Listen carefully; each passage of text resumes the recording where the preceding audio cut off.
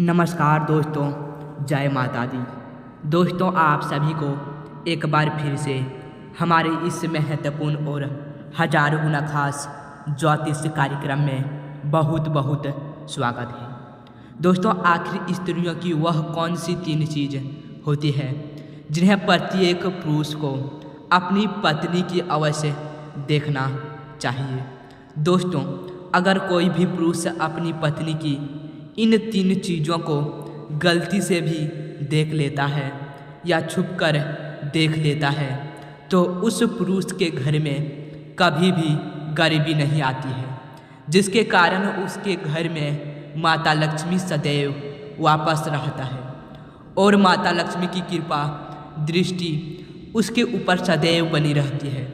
उसका घर सदैव खुशियाँ से भरा रहता है। दोस्तों, आज की इस वीडियो में हम आपको बताएंगे कि वह कौन सी 3 चीज़ है जिन्हें प्रत्येक पुरुष को अपनी पत्नी के अवश्य देखना चाहिए।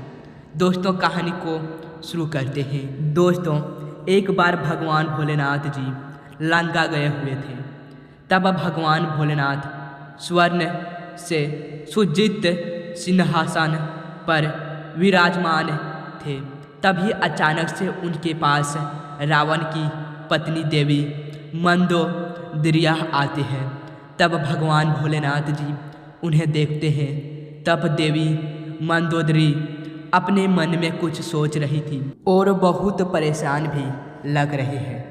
उनको यूं चिंता देखकर भगवान भोलेनाथ जी देवी मंदोदरी से कहते हैं, हे देवी मंदोदरी, आप चिंतित लग रही हैं। आप किस बात को लेकर इतना चिंतित हैं? आप निश्चित होकर मुझसे कहिए, हम आपको आपके सभी प्रश्नों के उत्तर अवश्य देंगे। भगवान भोलेनाथ जी की बात सुनकर देवी मंदोदरी उनसे कहती है, हे भोलेनाथ, आज मेरे मन में एक विचित्र टाइप का प्रश्न उठ रहा है और मेरा वह प्रश्न यह है कि स्त्री की वह 3 कौन सी चीज़ होती है जिन्हें प्रत्येक पुरुष को अपनी पत्नी की अवश्य देखना चाहिए और जिससे देखने वाला व्यक्ति कभी भी गरीबी नहीं रहता है। तब भगवान भोलेनाथ जी देवी मंदोदरी से कहते हैं, हे देवी मंदोदरी, आपका यह प्रश्न सच में अत्यंत विचित्र है किंतु समस्त मनुष्य के लिए उपयोगी भी है और आज आपने अपने इस प्रश्न को पूरी मानव जाति का उद्धार कर दिया है। लेकिन मैं आपको आपके इस प्रश्न का उत्तर देने से पहले आपको मैं एक अत्यंत महत्वपूर्ण कथा सुनाना चाहता हूँ, जिसको आपको एक कदम शुरू से लेकर अंत तक पूरा सुनना होगा, क्योंकि आधा अधूरा ज्ञान हानिकारक होता है। फिर देवी मंदोदरी भगवान भोलेनाथ जी से कहते हैं, प्रभु, मैं आपको विश्वास दिलाती हूँ कि मैं इस कथा को शुरू से लेकर अंत तक पूरा अवश्य सुनूंगी और इस कथा को पूरे ब्रह्मांड में भी व्याख्यात करूंगी। दोस्तों, आपने अभी तक हमारे चैनल को सब्सक्राइब नहीं किया है तो चैनल को सब्सक्राइब करके कमेंट बॉक्स में जय माता दी भगवान भोलेनाथ के जो भी भक्ति इस कथा को पूरा सुनेंगे और कमेंट बॉक्स में हर हर महादेव और जय माता दी लिखना ना भूलें।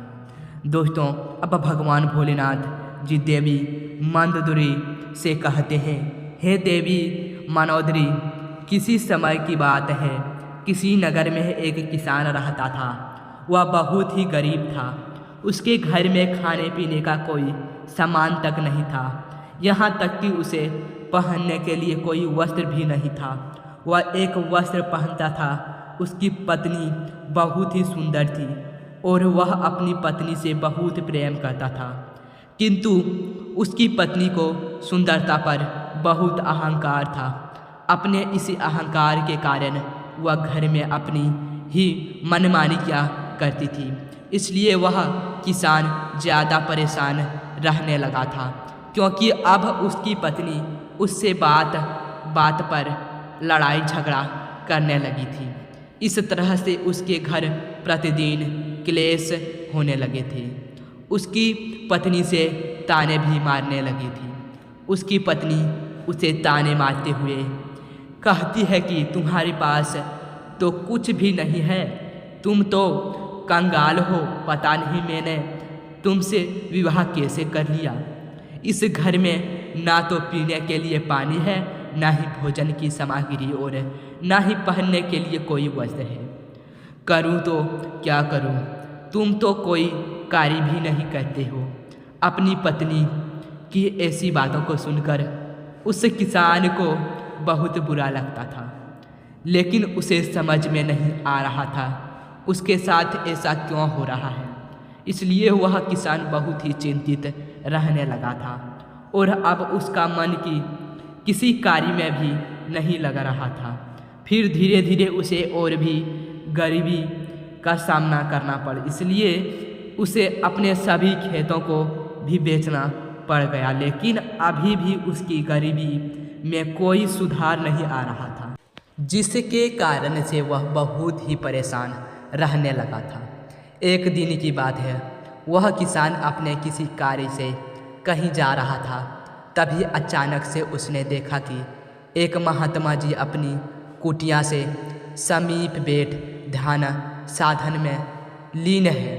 तब वह किसान अपने मन में कुछ सोचने लगता है कि यह महात्मा जी मुझे कोई द्विह पुरुष जाना पड़ते हैं, क्यों ना मैं इनके पास चलकर देखूं, शायद यह महात्मा जी मुझे मेरी समस्याओं से छुटकारा दिला दें। इतना सोचकर वह किसान उस महात्मा जी के पास पहुंच जाता है और अपने दोनों हाथों को जोड़कर बहुत ज़ोर ज़ोर से विलाप करने लगता है।